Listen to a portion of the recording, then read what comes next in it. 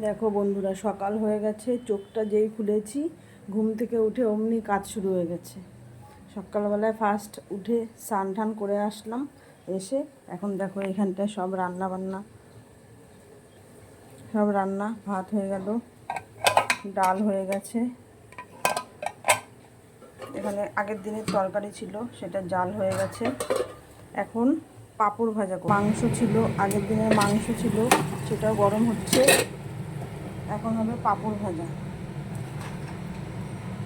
এই হচ্ছে পাঁপড় ভাজা। বুঝতেই পারছো সকালবেলা ঘুম থেকে ওঠার পর কতটা চাপ। বুঝতেই পারছো ঘুম থেকে ওঠার পর আমাদের মেয়েদের কতটা চাপ থাকে। তারপরে আমার তো চাপটা একটু বেশিই থাকে, যেহেতু আমার একটা ব্যবসা আছে। তো সকালবেলা সব কিছু করে বেরিয়ে যাব সারাদিনের নামে, আবার দুপুরে আসবো, আবার করব, বুঝেছো।